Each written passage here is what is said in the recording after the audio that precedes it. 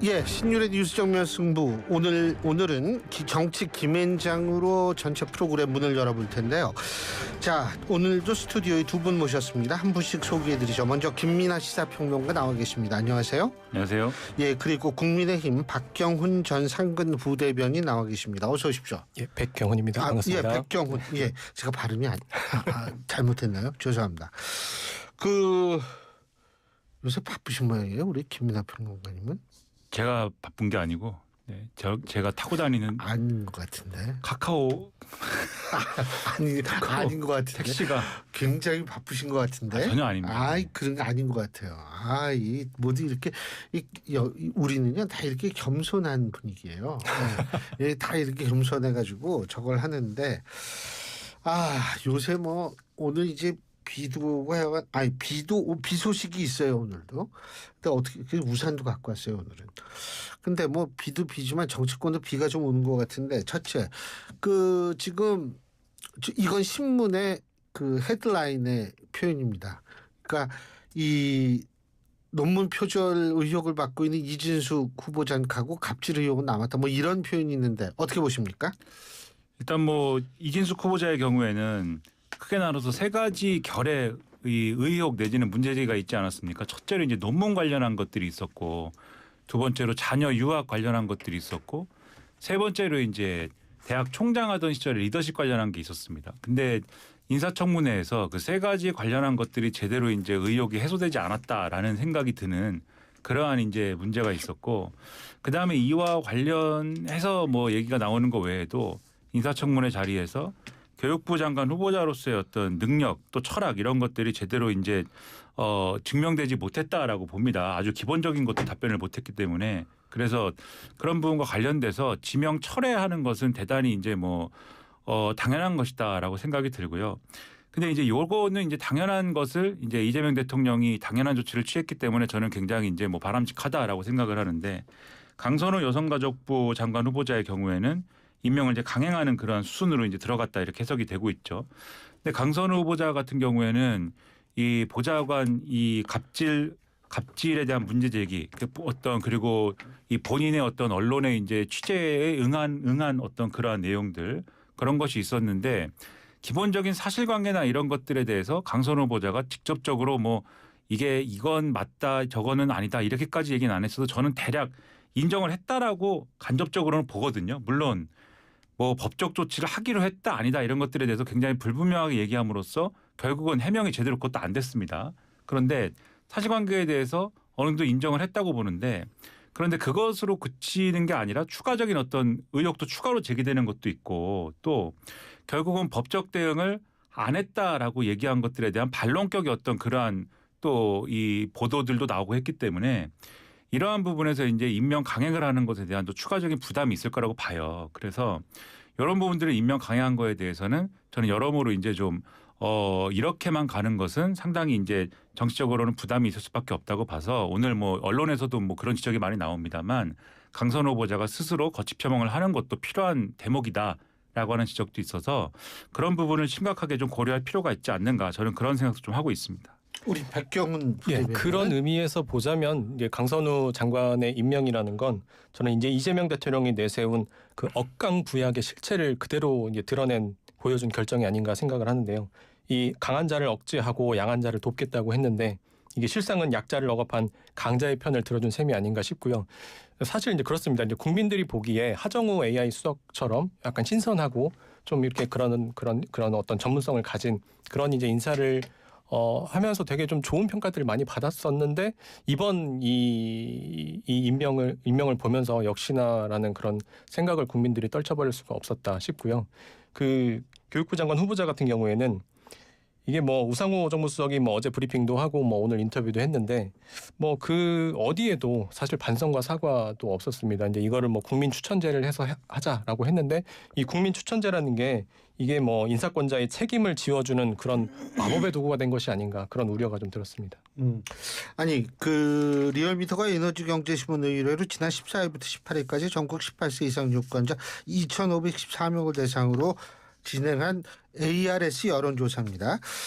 자세한 내용은 중앙선거 여론조사 심의위원회 홈페이지를 참조하시면 두시는 여론조사를 보면은 이재명 대통령의 지지율이 지난주 대비 2.4%포인트 떨어졌는데 이거는 뭐 오차범위 내니까.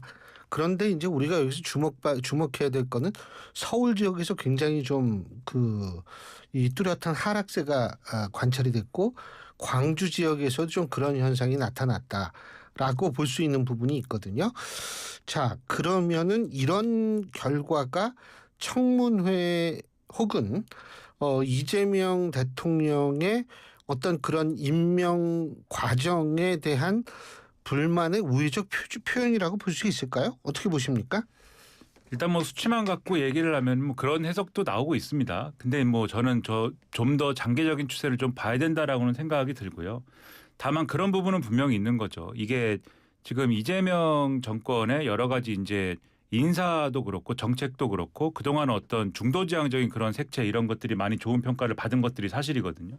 그리고 중도지향적이기도 하고 실용주의적이기도 하고 그리고 야 이거는 좀 예상하지 못한 포인트인데 뭔가 전형적으로 뭔가 과거의 어떤 민주당 정권이 과거의 민주당 정권이 하던 스타일대로 가지 않을까 했던 것들을 좀 그렇지 않은 부분을 보여줌으로써 좋은 평가를 받은 것들이 있었던 건데 요 강선우 장관 후보자 임명 강행하는 쪽으로 이제 가는 그리고 이런 논란이 의혹이 있는 이런 이 장관 후보자를 좀 방어하는 이런 모습으로 가게 되면 그러면 이제 역시 이제 좀 민주당 정권이 과거에 좀 빠졌던 그런 오류나 그런 좀 이 비슷한 모습들로 가게 되는 그러한 결로 나타나는 거 아니냐 정치의 어떤 결이라는 게 이러한 이제 좀 생각을 들게 만드는 그러한 연상을 하게 만드는 그러한 대목들이 이제 불거질 수가 있는 거죠. 그렇게 되면 지금 좀 민주당을 강하게 지지하는 지지층의 경우에는 뭐 그럴 수도 있지 않느냐 이렇게 좀 방어하면서 갈 수도 있겠지만 민주당을 강하게 지지하지는 않지만 지금까지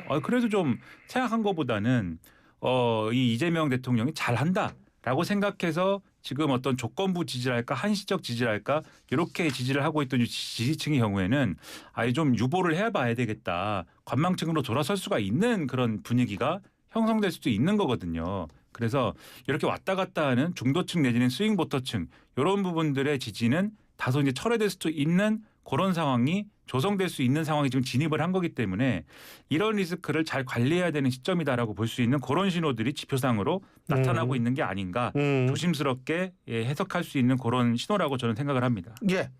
저는 이제 민심에 대한 경고가 작동하기 시작했다라는 그런 신호로 볼 수 있다라고 보여지는데요. 특히 이제 이 여론에 굉장히 이제 민감한 서울 지역 그 수치를 좀 구체적으로 좀 보면 서울에서 무려 7.4% 포인트가 떨어졌습니다. 그리고 이게 그것뿐만 아니라 정당 지지도도 서울에서만 무려 이제 6.2% 포인트가 빠졌는데 뭐 이런 것만 봐도 이게 실제 이제 이 대통령의 그런 인사 감각에 대한 민심의 그런 실망 이런 것들이 수치로 나타난 것이 아닌가 싶습니다. 근데 이제 우리가 서울 지역 같은 경우에 지금 표변수가 469명이에요. 그러면은 표변수가 작으면 이제 오차 범위는 뭐 플러스 마이너스 3.1%포인트가 일반적인데 이거보다는 굉장히 좀 커지죠. 근데 어쨌든 우리가 눈여겨볼 만한 하락폭은 있었다. 뭐 이렇게 볼 수가 있는 거는 확실한 것 같습니다. 그리고 뭐 또 그 김의겸 전 의원이 새만금 개발청 여기 이제 임명이 됐고 최동석 인사조직연구소장은 인사혁신처장으로 임명이 됐는데 이 부분은 어떻게 평가하세요?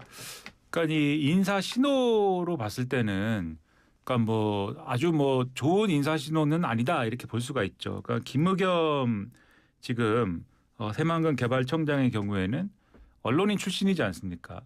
냉정하게 얘기해서 언론인 출신인 것이고 언론인 출신인데 새만금 개발청장이다 이렇게 좀 연결을 하면 잘 연결이 안 되는 측면들이 있는 거잖아요. 그러니까 원래 이제 새만금 개발이라는 게 사실 오래된 이슈이기도 하지만 이게 되는 거냐 안 되는 거냐 뭐 여러 가지 논란이 좀 있는 거여서 아주 이 새만금 개발에 대한 그동안에 뭔가 아주 좀 새로운 해법을 가진 인사가 이런 직책을 맡는다든지 아니면 그게 아니라면 이런 뭐 개발 사업이나 이런 거에 대해서 전문성을 그동안 좀 피력해 왔던 그런 인사가 뭐 이 자리를 맡는다든지 그런 게 좀 됐으면은 사람들이 볼 때 그래도 좀 합리적인 그러한 인사이다라고 판단을 할 텐데 그렇다기보다는 다소 이제 좀 총선이라든가 이런 이 정치권 일정을 염두에 둔 그런 인사 아니냐 이렇게 해석이 되는 부분이 지금 있는 거거든요.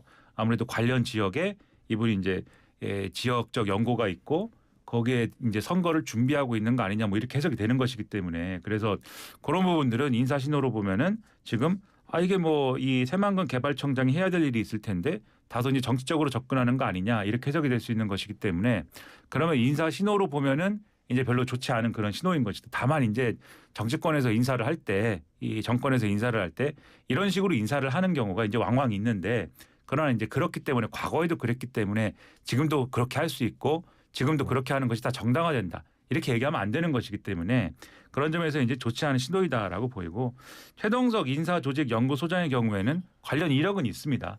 인사와 관련된 그리고 뭐 조직과 관련된 이러한 전문성은 없다고 볼 수는 없어요. 그러나 그 뭐 아까 뭐 여기도 나와 있듯이 뭐 좀 관련해서 뭐 이 이전의 언행이라든가 이런 부분에 있어서는 다소 이제 이재명 대통령에 대한 옹호 뭐 이런 것들이 있기 때문에 이게 앞에 다른 인사들하고 엮였을 때는 이런 부분들이 이 잘못 해석될 수가 있는 거거든요. 전문성보다는 어떤 정권과의 거리감이나 이런 것들이 평가된 게 아니냐. 특히 인사라고 하는 거는 특히 뭐 인사혁신처장에서 인사라고 하는 거는 굉장히 어떤 중립적인 그리고 인사 전문성만 가지고 그다음에 어떤 정권과의 거리감보다는 이런 어떤 그 인사 중립성을 바탕으로 해서 평가돼야 될 부분이 있는 거 아니냐 국민들이 이렇게 생각할 것이기 때문에 그런 부분에서 인사 신호로 보면은 아주 베스트 인사들은 아니다. 저는 그렇게 생각을 합니다.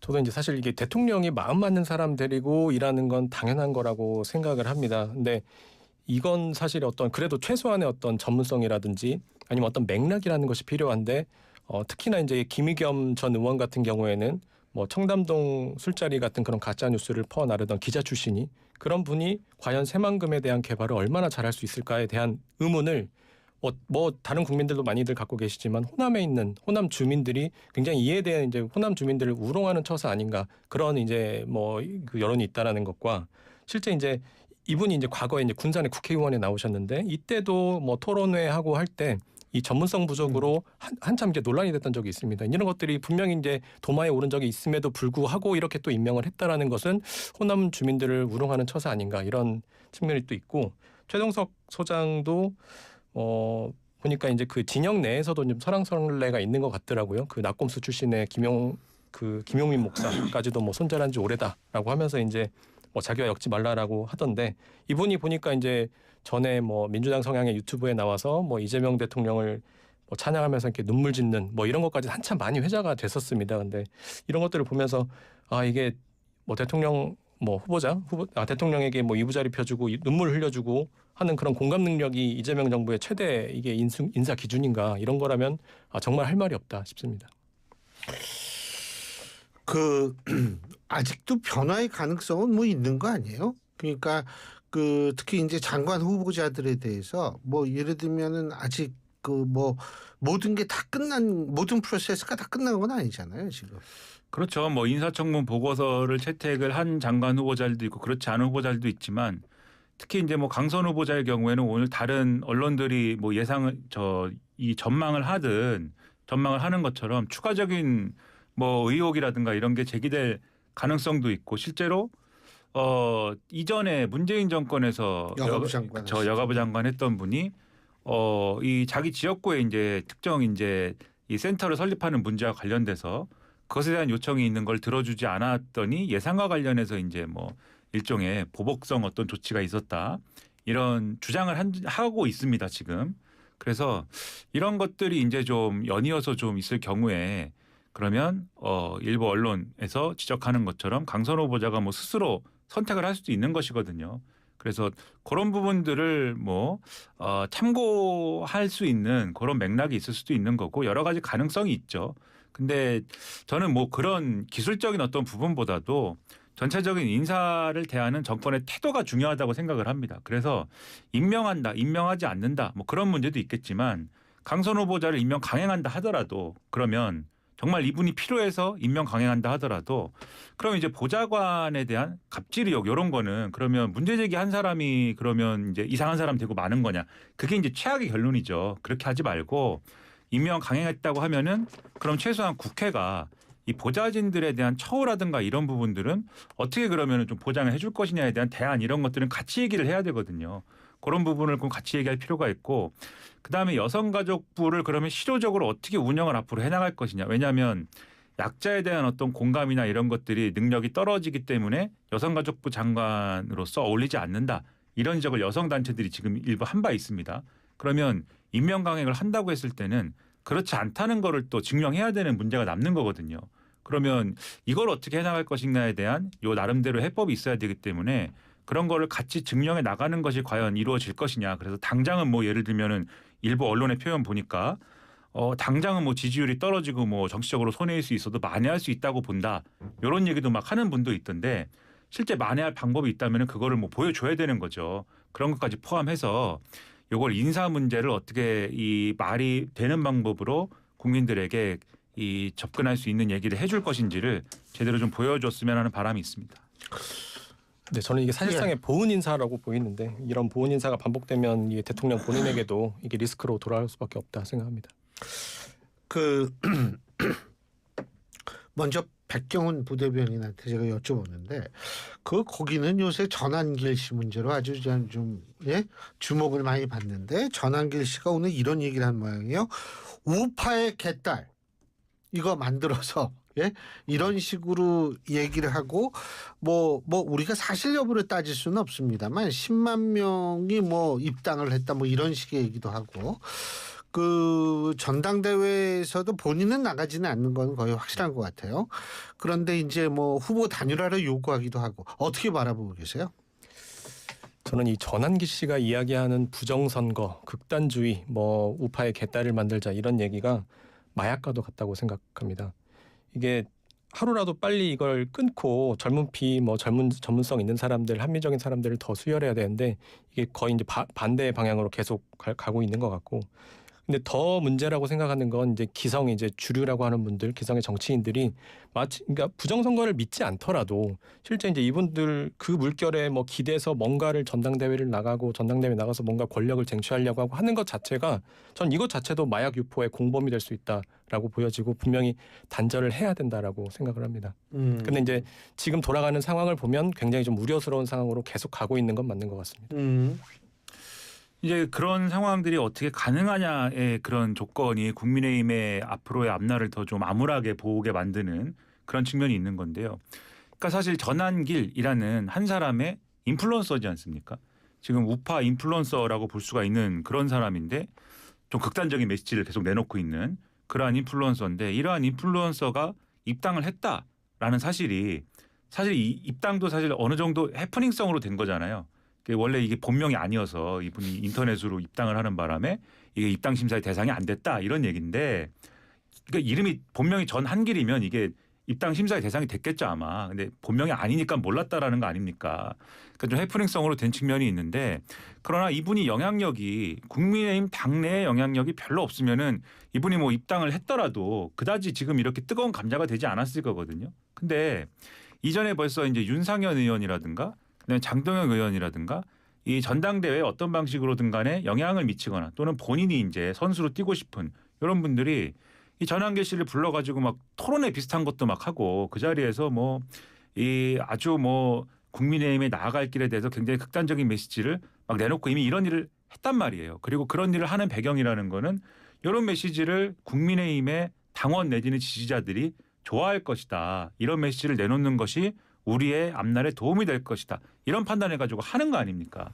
그러니까 이런 조건들이 이제 국민의힘의 앞날을 결정하는 데 있어서 실제로 영향을 미친다라고 하는 이 전제가 있기 때문에 하는 거니까 그게 사실이라고 하면 국민의힘의 이런 미래는 상당히 이제 어둡다라고 생각할 수밖에 없는데 실제로 지금 전당대회 레이스가 앞으로 어떻게 펼쳐질 것이다. 이런 것들을 가늠을 해보면은 일단 뭐 장동혁 의원이 이 전한길 씨를 실제로 이제 전한길 씨하고 같이 토론을 진행을 하고 뭐 이렇게 움직였던 장동혁 의원이 이렇게 출마를 한다는 것이고 그다음에 이 출마를 하는 과정에서 내놓는 메시지도 뭐 내부 총질이나 이런 걸 하면 안 된다라는 취지의 뭐 그런 메시지를 지금 내놓고 있는 거고 그리고 언론 보도에 제가 언론 보도를 통해서 보면은 소위 그동안 이제 당내 주류임내 하던 이제 소위 친윤 주류라고 하시는 분들이 또 장동혁 의원을 한번 지지해 볼까 뭐 이렇게 움직인다는 거고 이렇게 돌아가고 있는 거잖아요.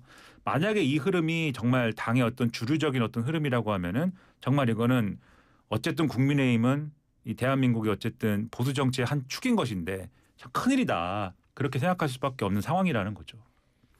이게 이제 동의하세요? 현재로서는 그러니까 물론 이제 이것도 흐름이니까 또 어떤 흐름이 어떻게 만들어질지 모르겠지만 현재로서는 이제 김문순이 아니냐로 많이 이제 좀 보고 있는 것 같습니다. 근데 질문. 예. 한동훈 대표는 안 나오시는 거고. 이게 대충 그렇게 보는 거죠. 그거는 뭐 말씀하시는 분들마다 다 다르긴 한데 개인적으로는 나오시지 않을까 생각을 하는데 그건 뭐 이제 아직은 뭐 이렇게 본인이 입장 표명을 하신 건 예. 아니니까 좀 더 지켜봐야겠죠. 근데 다만 이제 제가 저희 이제 바람 섞어서 말씀을 좀 드려보면 이게 김문수를 뭐 반탄파라고 하기도 하는데 저는 이제 역으로 이분이야말로 부정선거 음모론을 차단하고 이분이 정말 윤석열 정부의 성찰 메시지를 낼 수 있는 그런 적임자라고도 생각을 왜요? 합니다. 그러니까 이분이 가지고 있는 그간 제가 직접적으로 물론 소통을 해본 적은 없지만 대선 기간 동안 그래도 그 대선 후보로서 이분이 가지고 있던 생각, 뭐 계엄에 대한 생각, 윤 대통령에 대한 생각 들은 바가 있거든요. 근데 그러면 이분이 생각하시는 뭐 일단 윤 대통령에 대한 생각 이것도 굉장히 이제 분노하는 그런 지점들이 분명히 갖고 있고 그 분노의 수치가 굉장히 전 높다고 알고 있습니다. 하지만 이 대선 기간 동안 그 어떤 비판의 메시지도 내지 않았었죠. 근데 지금 이분이 그래도 이제 그간 김문수가 보여줬던 정치, 뭐 10년 전 보여줬던 정치, 그 청년 노동가로서 보여줬던 어떤 용기와 소신의 정치 이런 것들을 잃지 않으셨다면 저는 이분이 이번 전당대회에서 이 그간 이제 우리가 부족했던 부분에 대한 반성, 쇄신 그리고 윤 대통령에 대한 어떤 비판의 목소리를 낼 수 있다면 물론 참 그게 쉽지 않은 거라는 건 알지만 낼 수 있다면 이분이야말로 정말 저는 보수의 지도자, 대한민국의 지도자가 될 수 있는 어쩌면 그런 별의 순간이 올 수도 있다라고 생각하는데 예. 그렇지 못한다면 이제 저는 뭐 퇴행했던 뭐 어떤 황교안이나 그 홍준표의 길을 갈 수밖에 없지 않을까 생각합니다. 근데 저 김문수 전 후보께서는 전환길 씨를 품어야 한다라고 얘기하지 않았나요? 예, 지금은 그렇죠. 지금 현재 지금은 그렇다. 그 무슨 뜻일까요?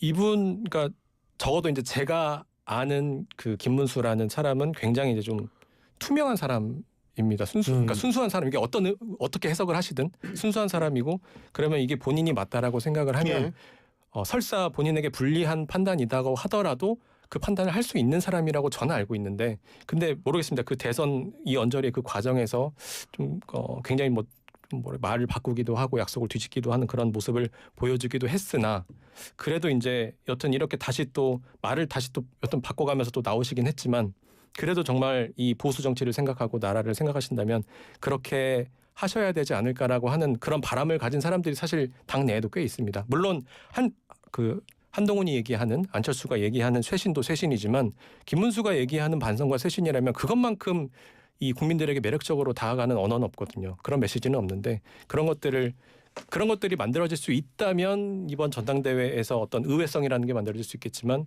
그게 아니라면 그냥 지금 우리가 예상하는 그런 뻔한 결과가 나올 수밖에 없지 않나 생각합니다. 이전에 이제 김문수 전 장관이 이 장관하기 전에 정체성이 이른바 아스팔트 보수 아닙니까? 그러니까는 이 유튜브도 하고 소위 말하는 이제 극단적인 어떤 그러한 정치관을 많이 피력을 해서 그것 때문에 여러모로 이제 공격을 받기도 했고 논란이 된 바도 있어요. 그러면 이제 요런 이제 아스팔트 보수라고 불리는 요런 정체성이 한쪽에 있는 것이고 그러면 원래 국민의힘은 요런 아스팔트 보수가 아니고 다른 어떤 보수를 추구한다. 요런 것들이 있었는데 요의 말씀을 왜 드리냐면 지금 이제 윤석열 정부의 이러한 어떤 모습들을 반성하면서 윤석열 정부에 대한 어떤 이 불법적 계엄 선포 이런 것들을 반대하면서 그리고 윤석열 전 대통령에 대한 탄핵 이런 것들에 대한 가치 평가를 하면서 그다음에 어디로 갈 거냐 이게 사실은 중요한 거지 않습니까? 뭔가 합리적이고 이 중도층을 겨냥하는 다수의 어떤 유권자들에게 동의를 받을 수 있는 그러한 보수 정치로 가느냐 아니면은 소위 말하는 아스팔트 보수의 길로 가느냐 이제 그게 문제인 건데 근데 김문수 전 장관은 어쨌든 아스팔트 보수의 길을 이전에는 이제 갔던 분인 거고 그 전에 뭐 노동운동을 했던 어쨌든 간에 김문수 시즌 2라고 하지만 사실은 저는 시즌 3에서 시즌 4 정도 되는 정치가 이제 아스팔트 정치인데 아스팔트 보수인데 그 모습에서 그러면 지금 나는 변했다, 나는 업그레이드 됐다 이렇게 얘기할 만한 지금 뭐 어떤 터닝 포인트나 어떤 계기를 지금 보여줬느냐 그렇지는 않다고 저는 생각을 하고 지난 대선 기간에도 그거를 보여줬느냐 저는 그건 아닌 것 같고 근데 그러면은 이 소위 말하는 김문수를 반대하는 다른 쪽에 있는 보수 정치가 그거를 지금 품고 있느냐의 문제에서 김문수 이 전 장관이 이 대선을 치를 때 한덕수 전 총리하고 단일화를 안 해줘서 저 사람은 지지할 수가 없어라고 얘기하는 소위 친윤 주류가 아스팔트 보수가 아니야라고 지금 얘기하는 게 아니라는 거죠. 이분들은 전한길 씨하고 이런 분들하고 또 이 전한길 씨를 비롯한 또 다른 아스팔트 보수하고 가까운 분들하고 또 일을 도모를 하면서 또 다른 아스팔트 보수로 당을 이끌어가고 싶어하는 그런 흐름이 하나가 형성돼 있어서 희한하게 아스팔트 보수의 1번, 2번이 서로 싸우고 있는 그런 구도가 지금 형성되고 있는 측면이 있고 그 밖에 사실은 제가 전당대회에서 성과를 내기가 좀 어렵지 않을까라고 생각이 되는 한동훈 전 대표, 그다음에 이제 안철수 의원 이런 분들이 서로 뭔가 힘을 모아볼까 아니면은 뭐 따로 가는 것일까? 그래서 뭐 밥을 같이 먹었다 사진이 뭐 찍히기도 하고 뭐 사진은 누가 찍었는지 제가 모르겠습니다만 그리고 뭐 유승민 전 의원을 만났다고도 하고 이런 움직임을 지금 보이고 있는 이런 형국이다. 그러면 이게 국민의힘이 말씀하신 대로 누구에 의해서인지 모르겠지만 어떤 지금 이 시점에 나중에는 모르겠습니다. 좀 더 시간이 지나면 모르겠는데 반성을 통해서 그리고 어떤 혁신을 통해서 국민들에게 신뢰를 다시 회복하는 것이 지금 이 시점 이 전당대회를 통해서 가능할까. 그것이 저는 큰 우려가 되고 그렇지 않지 않을까라는 느낌이 더 많이 드는 것이 사실이다라는 거죠. 저는 이제 그 어떤 반성과 쇄신 에너지는 앞으로 더 커질 수밖에 없다라고 생각을 합니다. 이 뭐 아까 한동훈, 안철수 이 두 분뿐만 아니라 뭐 김용태, 김재섭 그리고 뭐 재선 의원님들 그리고 뭐 윤희숙 혁신위원장 같은 분들 이런 분들이 사실 그 각 어떤 위치에서 그 굉장히 그런 각고의 노력들을 하고 있고 분명히 당원들 안에도 이제 그런 분들이 분명히 있습니다. 그러니까 당원들이라고 해서 어떤 뭐 말씀하신 것처럼 무슨 아스팔트 우파를 향해서 가야 된다 이렇게 생각하시는 분들도 물론 있지만 그렇지 않고 그래도 그럼에도 불구하고 우리가 어떤 윤석열 정부를 반성을 하면서 좀 쇄신의 길로 가야 된다라고 얘기하시는 생각하고 있는 당원들도 분명히 있습니다. 이게 이제 이런 것들이 물론 이제 지금 보기에는 그런 것들 그분들이 뭐 많지 않아 보이지만 앞으로 더 커질 수밖에 없다라고 보여지고 다만 그러면 정말 그 임계치를 넘는 그 시간이 언제 올 것이냐 많은 분들이 사실 예상하기로는 이거 뭐 안타까운 얘기지만 지방선거 이후로 지방선거까지 한번 이제 패배를 다시 한번 하고 나서야 반등을 할 수 있지 않겠냐. 그때야말로 정말 반성의 시간, 쇄신의 시간이 오지 않겠냐라고 많이들 예상을 하긴 하지만 그럼에도 불구하고 그 어떤 쇄신의 모멘텀을 가져오기 위해서 참 많이 노력을 하고 있고 앞으로 이 에너지는 커질 것이다라고 저는 확실히 단언해서 말씀을 드립니다. 그 민주당은 정청래 의원의 약진이 아주 대단해요. 예? 어떻게 보세요? 일단 지금 뭐 지금까지의 이 당원 투표를 공개한 결과를 보면 이제 그것이 확실해 보이죠. 박찬대 후보는 상대적으로 이제 야당과의 관계에 있어서 좀 대화를 그래도 해보자라는 어떤 메시지에 그래도 조금 그런 이제 메시지가 나온 측면으로 보이고 정청래 후보는 그렇다기보다는 싸움은 내가 하겠다. 이재명 대통령이 뭐 예를 들면 그게 협치가 됐든 뭐가 됐든 일을 하는 동안 싸움은 내가 담당하겠다. 이런 메시지를 선명성을 강조했기 때문에 민주당 지지층이 원하는 어떤 강경한 어떤 그런 흐름을 대표하는 듯한 그러한 이제 행보를 보였기 때문에 그게 지금 호응이 있는 것 같습니다.